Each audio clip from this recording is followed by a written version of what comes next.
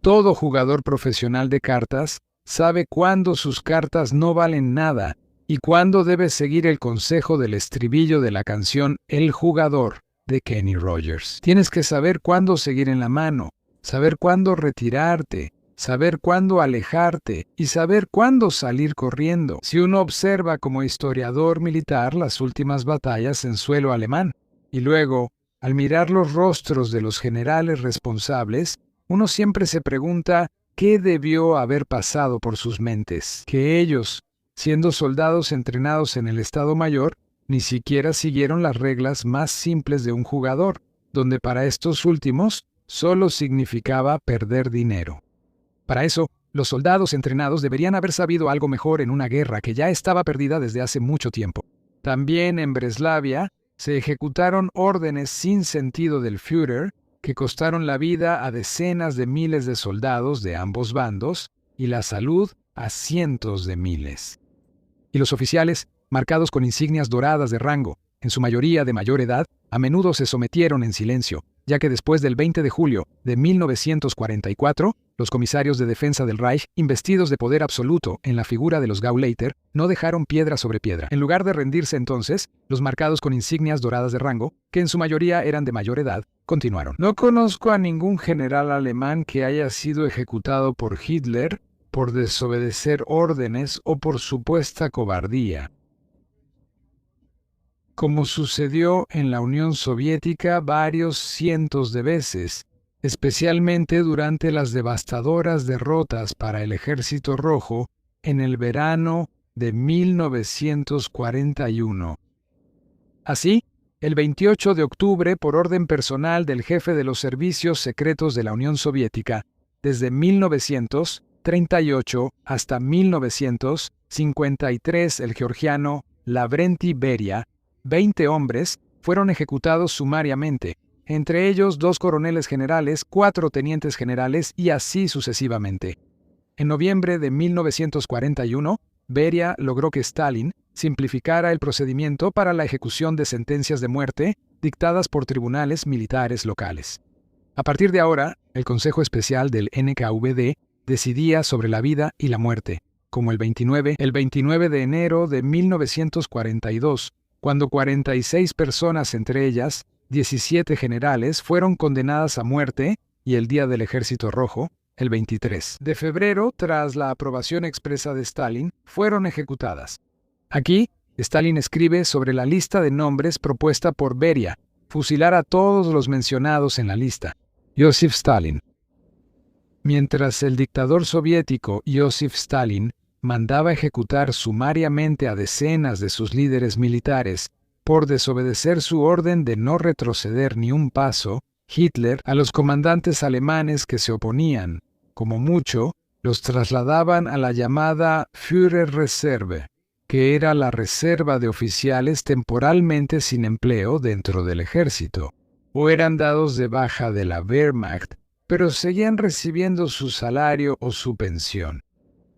Al menos así lo informó a partir del 2 de en febrero de 1945 el general de división Hans von Alphen, quien fue designado comandante de la defensa de Breslau. Dijo que tuvo tantos conflictos con el siempre entrometido Gauleiter de Baja Silesia y comisario de defensa del Reich del NSDAP, Karl Hanke, que éste logró que Hitler ordenara su destitución. Y eso, a pesar de que incluso von Alphen había proclamado expresamente la voluntad de Hitler en su orden del día del 8 de febrero, quien abandone su puesto por cuenta propia y retroceda, será condenado a muerte por cobardía por el Consejo de Guerra sumario. Todo comandante, sin importar la unidad, no solo tiene el derecho, sino también el deber de imponerse ante los desertores que abandonan su puesto, utilizando todos los medios, incluso el uso de armas si es necesario. Y el 17 de ese mes, él también amenazó a los civiles con la pena de muerte si proporcionaban alojamiento o alimentos a soldados individuales. En cuanto al relevo de von Alphen, quien después de la guerra escribió, entre otras cosas, un libro voluminoso sobre la guerra en Silesia. Sin embargo, existen fuentes que atribuyen su relevo por parte del comandante del Grupo de Ejército Centro, el coronel general Schörner, a lo que éste consideraba su blandura en el trato con el Gauleiter Hanke, quien, como comandante del Volkssturm de Baja Silesia, intervenía repetidamente en las planificaciones militares, sin que von Alphen lo ofendiera, pero frenándolo eficazmente. De cualquier manera, von Alphen fue relevado el 7 de marzo por quien el 1 de abril fue ascendido a general de infantería Hermann Niehoff, bajo cuyo mando realmente se notó una clara intensificación de la disposición defensiva de Breslau. La otra cara de la moneda fue que esta fuerza armada, compuesta por unidades agotadas y en su mayoría formadas rápidamente, se mantuvo hasta la capitulación de Breslau el 6 de mayo de 1945 por orden de Niehoff. Tuvieron que luchar y morir.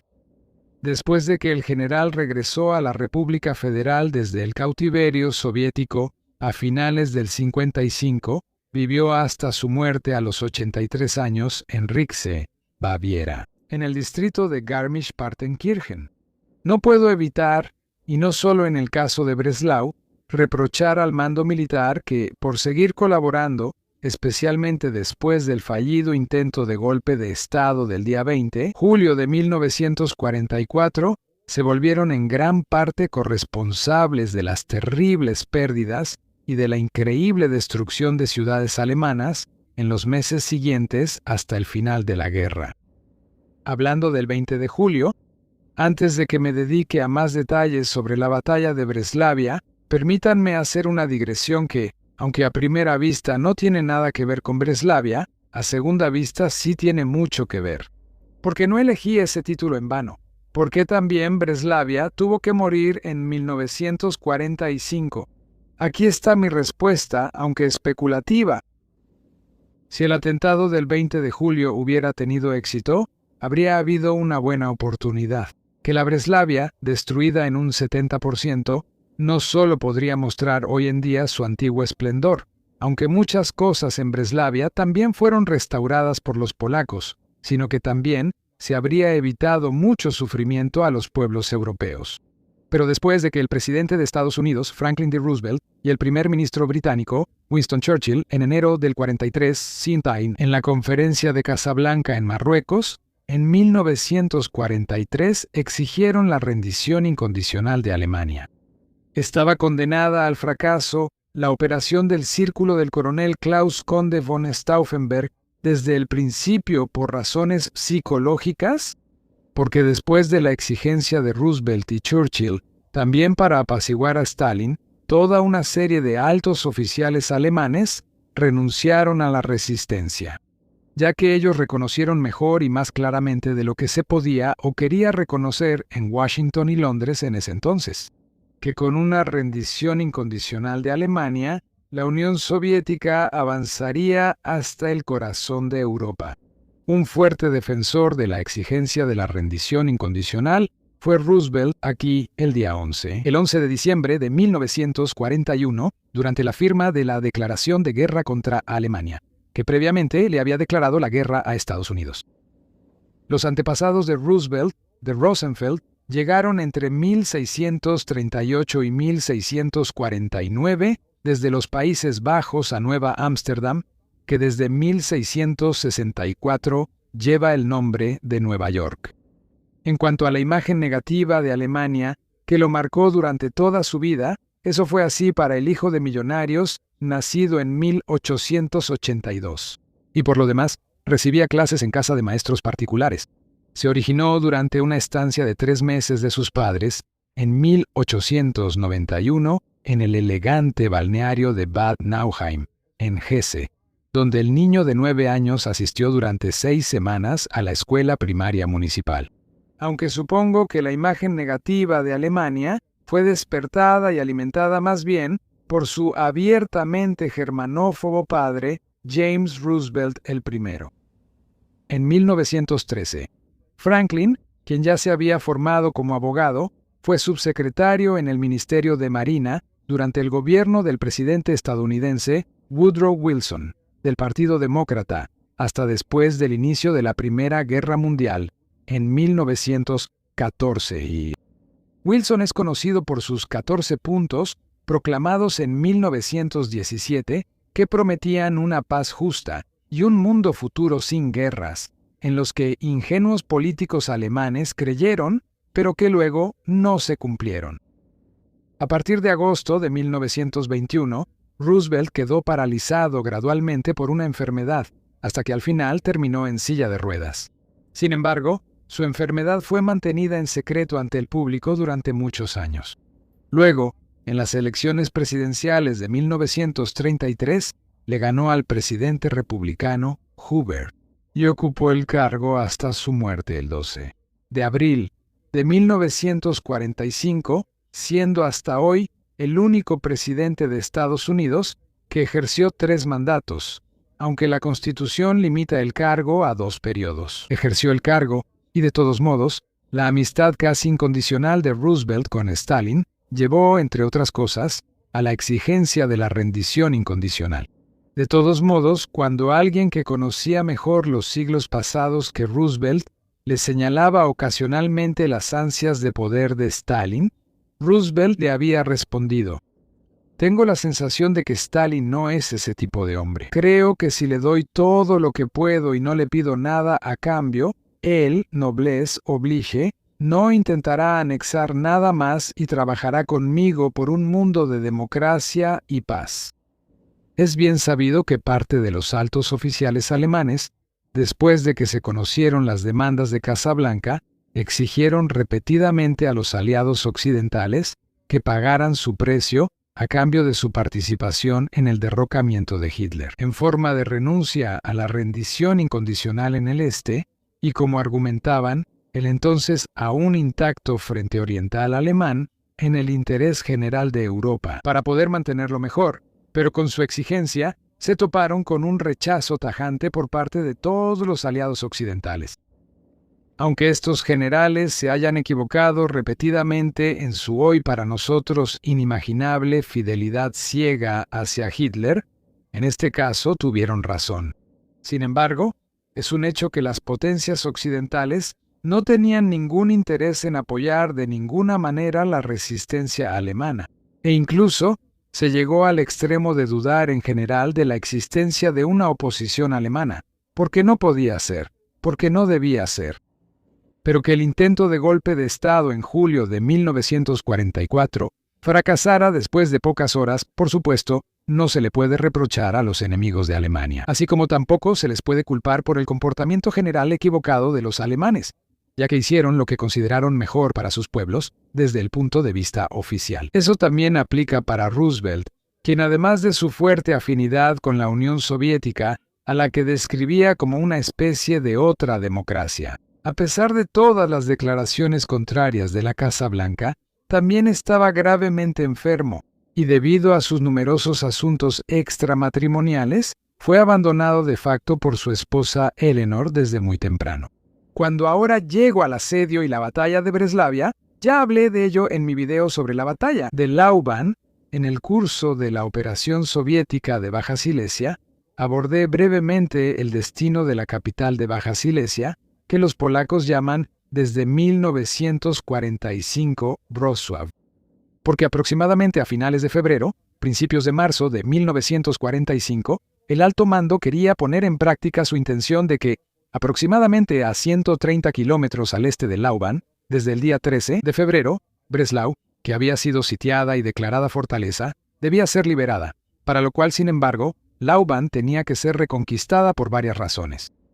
Sin embargo, los contraataques soviéticos y la fuerza de combate alemana, que disminuía rápidamente, lo habían impedido. Después, en Breslau, al igual que antes en las batallas de Stalingrado a finales del 42 y principios del 43, se libró una despiadada combates callejeros y casa por casa, que causó la muerte de decenas de miles de civiles, además de los miles de caídos de ambos bandos. Todo comenzó el 25 de julio de 1944, es decir, 5 días después del fallido atentado contra Hitler, cuando él declaró Breslavia, que durante unos 700 años había sido predominantemente alemana, como fortaleza. Y el Gauleiter de Baja Silesia, que estaba en el cargo desde 1941, y comisario de defensa del Reich, Karl Hanke, había recibido la orden de defender la ciudad a toda costa, con lo cual, esta ciudad, situada a unos 350 kilómetros al sureste de Berlín, debía servir prácticamente como rompeolas para frenar el avance del Ejército Rojo hacia la capital del Reich el mayor tiempo posible. Luego, bajo la coordinación a partir del 25 de septiembre del comandante de la fortaleza designado, el general de división Johannes Krause, proveniente de la artillería, quien se encontró con una ciudad completamente desprevenida, comenzaron los trabajos de fortificación. Se construyeron búnkeres y se llevó ganado a la ciudad para abastecer a la población. Desde el punto de vista militar, la ciudad en sí estaba en una posición ideal, ya que desde el siglo XIII y más recientemente, entre los años 1850, 1890 hasta 1914, se había formado un cinturón de fortificaciones alrededor de Breslau. Además, la ciudad estaba rodeada de canales y marismas poco favorables para los tanques mostrados en azul.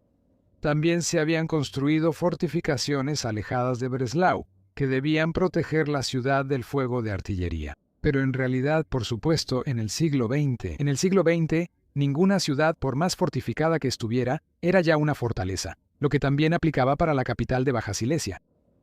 Aparte de algunos ataques aéreos soviéticos aislados en octubre del 44, Breslau, a principios del 45 junto con Dresde, era la única gran ciudad alemana que seguía, en general, intacta. Y de manera arrogante, el 15 de enero, el Gauleiter Hanke se jactó sobre el futuro de Breslau. Los rusos nunca tomarán la ciudad. Antes prefiero verla arder. Cuando el 12 de enero el Ejército Rojo rompió las líneas alemanas en su operación del Vístula al Oder, Breslau quedó rodeada en rojo. El Gauleiter Hanke, el 20 de enero, en su búnker, entregó el mando absoluto al general Krause y luego, demasiado tarde para un procedimiento ordenado, ordenó la evacuación inmediata de mujeres y niños en transporte ferroviario. Sin embargo, Breslau ya estaba abarrotada de decenas de miles de refugiados del este en ese momento. Por lo tanto, el manejo en la estación central y en la estación de Friburgo colapsó en muy poco tiempo, de tal manera que, en medio del pánico, niños y ancianos fueron pisoteados hasta la muerte. Hanke, a continuación, el 26, ordenó la marcha a pie fuera de la ciudad en dirección suroeste, lo que, debido a las temperaturas gélidas y la nieve, provocó miles de muertes, principalmente de niños pequeños y ancianos. Cuando esta tragedia se hizo conocida en la ciudad, muchos de los que habían sido llamados a evacuar se negaron a abandonar la ciudad, que aún contaba con 200.000 personas, de las cuales 40.000 eran soldados y el resto civiles. En este caos inimaginable, se cavaron trincheras antitanque y se instalaron barricadas, utilizando también a miles de civiles para trabajos de fortificación. Las plazas y calles fueron abandonadas o convertidas en puestos de defensa, y mediante la demolición de casas enteras, se crearon campos de tiro. Incluso se había volado una franja cerca de la Kaiserstraße, incluyendo la iglesia Martín Lutero, para una pista alternativa de despegue y aterrizaje de aviones de 1.300 metros de largo y 300 metros de ancho, que sin embargo nunca fue utilizada. El general de brigada Krause había establecido su puesto de mando en las casamatas del Belvedere, Liebigshöhe, hasta 1807, parte de la fortificación de la ciudad de Breslavia y llamada Taschenbastion, donde desde 1936 un monumento recordaba a los alemanes caídos en las antiguas colonias, el cual, sin embargo, al igual que otros 70 monumentos alemanes en Breslavia, fue destruido por los polacos en 1945. Además de los hospitales civiles, había hospitales de campaña, por ejemplo, bajo la estación principal de tren y en la plaza Stigauer. Cuando el general Krause enfermó, fue el 2 de febrero de 1945, fue relevado por el ya mencionado general de brigada von Alphen, proveniente de las tropas de ingenieros, quien como una de sus primeras medidas ordenó la voladura de 40 de los 66 puentes en Breslau y sus alrededores. La autoridad de mando superior era el Grupo de Ejércitos Centro, bajo el mando del coronel general Ferdinand Schörner, quien aún el 5 de abril de 1945 fue nombrado el último mariscal de campo alemán. Las unidades desplegadas en Breslavia estaban bajo el mando del 17º Ejército, primero bajo el mando del general de infantería Friedrich Schulz y luego bajo el general de infantería Wilhelm Hasse. Las unidades mencionadas ahora, con una fuerza de hasta 40.000 hombres, incluyendo los regimientos de granaderos de fortaleza del ejército nombrados según sus comandantes, Sauer, Hanf y Mohr. Aquí el teniente coronel Mohr condecorando a soldados, eran frecuentemente mixtas, con unidades de entrenamiento, compañías de policía, cursos para cadetes y suboficiales, escuelas de conducción, convalecientes, compañías de convalecientes, soldados recogidos por la gendarmería de campaña, que luego eran organizados en unidades de alarma, pero también civiles varones aptos para el servicio militar. Así que, en resumen, el reflejo de un ejército derrotado antes de su final. Así como también el día 26, así se presentó también la división CBV 609, formada el 26 de enero de 1945, con los 4 regimientos nombrados según sus comandantes, Rheinkover, Kersten, Schulz y Seibold. El comandante de la 609 era el general Siegfried Ruff, quien fue condenado a muerte junto con otros generales en Riga mientras estaba en cautiverio soviético, y el 3 de febrero de 1946 fue ahorcado en Riga.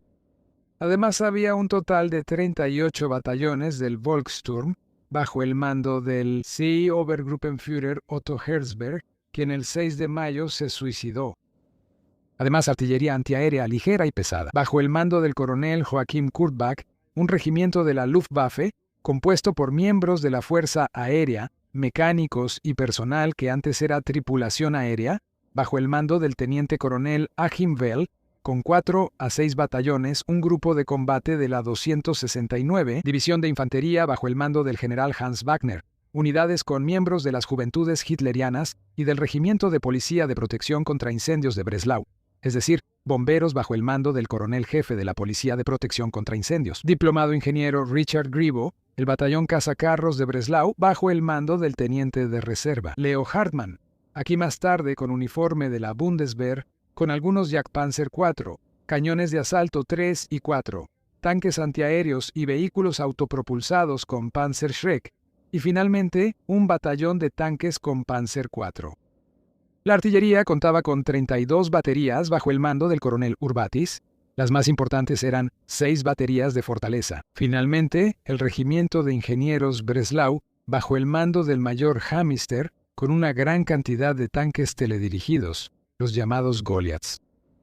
Además del segundo que llegó a principios de marzo, batallón del regimiento de paracaidistas 26, bajo el mando del capitán Hermann Trotz y bajo la dirección del capitán Skau. Las unidades del regimiento de paracaidistas ZBW Schacht, nombrado así por su comandante, el mayor Gerhard Schacht, que en Breslavia fue renombrado como Batallón de Paracaidistas 67, la unidad de combate más fuerte era el Regimiento de Granaderos de Fortaleza SS-1 formado ad hoc y compuesto también por muchos voluntarios holandeses y franceses, con 4 batallones bajo el mando del SS Obersturmbannführer, igual que el teniente coronel Georg Robert Beslein, que desde principios de febrero hasta la rendición de la ciudad estuvo involucrado continuamente en intensos combates callejeros y casa por casa con las unidades soviéticas, por lo cual 4 de sus soldados fueron condecorados con la Cruz de Caballero de la Cruz de Hierro.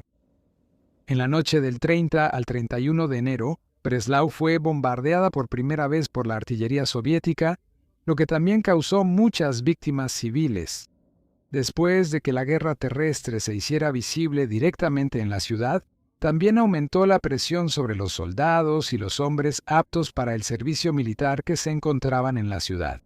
Ya mencioné la orden del día del comandante de combate von Alphen del 8 de febrero, quien ahora, como soldado, ya no tuviera una orden de marcha, se arriesgaba a ser condenado a muerte y fusilado por un tribunal sumario convocado rápidamente, donde también, como en Breslau, el Gauleiter como órgano político tenía permitido dictar tales sentencias. La víctima más prominente fue el doctor Wolfgang Spielhagen, quien desde 1941 se desempeñaba como segundo alcalde y era un crítico del espíritu de resistencia de Hanke. Cuando el 20 de enero, con un permiso de viaje otorgado por Ernst Liechtenstein, quien estaba encargado de las funciones del alcalde de Breslau, llevó a su esposa y a sus 2 hijos a la supuestamente segura ciudad de Berlín. Tras su regreso, el día 26, por orden de quien desde el día 30, Hanke, nombrado Obergruppenführer de las SS desde el 30 de enero de 1944, ordenó su arresto el 27. Fue arrestado y el 28, citado por cobardía extrema y por buscar un nuevo puesto en Berlín, fue fusilado frente al ayuntamiento y su cadáver arrojado al Oder. Sin adelantarme, mientras que está confirmado que el alcalde Liechtenstein murió el 2 de abril de 1945 durante los combates, perdió la vida. El destino posterior del sanguinario Gauleiter Hanke no está claro. Hanke, nacido en 1903 en Lauban, Silesia, quien en 1938 mantuvo una relación amorosa con la esposa del ministro de propaganda Goebbels, que en ese momento estaba profundamente enamorado de la actriz checa Lida Barowa. Del ministro de propaganda Goebbels fue el 29 de abril, cuando Hitler, después de acusar de traición al Reichsführer SS y jefe de la policía alemana Himmler, lo nombró como su sucesor. Cuando la gloria de Hanke en Breslavia llegó a su fin, según se informa, el 5 de mayo, se retiró hacia el oeste desde la pista provisional de Kaiserstraße en un Fieseler Storch del comandante de combate, y luego, a unos 120 kilómetros de Breslavia, en la zona de Löwenberg en la Baja Silesia, polaco Lovek Slaki se unió a la 18ª que estaba desplegada allí. División Panzergrenadier de Voluntarios SS Horst Wessel, el 8 de 1900. Junio, tras ser capturado cerca de Praga por partisanos checos, fue herido de bala durante un intento de fuga y posteriormente golpeado hasta la muerte. Según otra versión, fue llevado a Polonia y ejecutado allí. Volviendo a febrero, las grandes unidades soviéticas de la Primer Frente Ucraniano, bajo el mando del mariscal de la Unión Soviética, Iván Stepanovich Konev, que estaban destinadas a Breslavia, eran el 5º Ejército de Guardias bajo el coronel general Alexei Shadov y el 6º Ejército bajo el teniente general Vladimir A. Gluzdovsky. Este grupo de ejércitos fue apoyado por poderosas fuerzas aéreas del 2º Ejército Aéreo, bajo el mando del teniente general Stefan Krasovsky. Después de que los ataques soviéticos, lanzados desde principios de febrero en las afueras de Breslavia, fueran repetidamente retrasados e incluso en parte repelidos por las fuerzas alemanas. A mediados de mes lograron avanzar cada vez más, hasta quedar a solo 10 kilómetros del centro de la ciudad, como aquí su artillería en Honsfeld. El 15 de febrero, el comandante de la fortaleza, von Alphen, publicó otro llamado a resistir y a romper el cerco. Por las noches, los QTU-52 o Heinkel HE-111 lanzaban municiones y material, pero siempre tenían que superar el fuerte cinturón antiaéreo soviético, compuesto por alrededor de 320 cañones antiaéreos ligeros y medianos, 150 ametralladoras antiaéreas y 80 reflectores. En total, la flota aérea 6 perdió, bajo el mando desde el 24 de mayo de 1945 por suicidio, el Generalfeldmarschall Ritter von Greim se quitó la vida entre el 15 de febrero y el 25 de abril del 45. 147 aviones y otros 61 resultaron dañados. Después de que el 16 de febrero Breslavia fuera finalmente rodeada por el primer frente ucraniano, el comandante del 6º Ejército, el teniente general Gluzdovsky, envió al general de división von Alphen una solicitud de rendición con un plazo de 24 horas que sin embargo quedó sin respuesta, tras lo cual Breslau también fue atacada frontalmente entre Neukirch y Brockau. Para la conquista de la emisora fuertemente defendida, la compañía soviética desplegada allí se disfrazó con uniformes alemanes y se hizo pasar por soldados alemanes. El 27 de febrero, el periódico del Frente de Breslau explicó a los ciudadanos el manejo del Panzerfaust. Si ahora describiera los días y semanas siguientes de los combates cada vez más encarnizados, el bombardeo con artillería y morteros de todos los calibres, los bombardeos de la aviación roja, los combates cuerpo a cuerpo con lanzallamas, cargas concentradas, minas ocultas en las ruinas, tampoco podría describir ni de cerca los terrores y sufrimientos mortales que padeció la población civil que vivía en las ruinas, así como lo que tuvieron que soportar los soldados de ambos bandos. Mientras que los soldados soviéticos tenían la victoria a la vista, los alemanes sabían que la guerra ya estaba perdida. Durante las siguientes semanas, una calle tras otra cayó víctima de los combates librados con toda la ferocidad. El número de muertos y heridos pronto llegó a miles en ambos bandos. El 7 de marzo, como ya lo mencioné, el coronel general Schörner relevó al general mayor von Alphen como comandante de combate y nombró al teniente general Hermann Niehoff, quien de inmediato emitió nuevas consignas de resistencia. Bajo su mando, incluso se llevaron a cabo contraataques parcialmente exitosos. Los dos grupos de combate desplegados para la defensa del aeródromo de Gandau fueron apoyados por los dos batallones de paracaidistas, una compañía antitanque, una batería antiaérea de 8.8 centímetros y los 20 cañones de avión desmontados de aviones dañados. Durante los días festivos de Pascua de 1945, el 1 y 2 de abril, la Fuerza Aérea Roja causó incendios masivos al lanzar miles de bombas de fósforo. En combinación con un bombardeo de artillería de 90 minutos, comenzó la segunda ofensiva contra Breslau. En el sur, las posiciones alemanas no pudieron mantenerse y fueron arrolladas, después de lo cual los soldados tuvieron que rendirse o retroceder hasta 3 kilómetros. Durante el ataque general a la ciudad, también se perdió el aeropuerto, lo que hizo imposible el envío de municiones y suministros, así como la evacuación de heridos.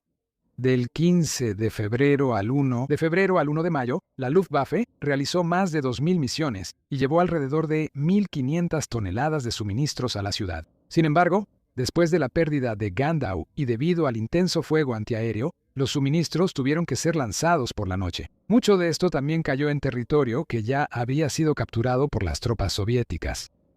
A medida que continuaban los combates, en los que los grupos de combate alemanes, completamente exhaustos y muy diezmados, eran reorganizados una y otra vez, se hacía cada vez más evidente que el final de los combates estaba cerca.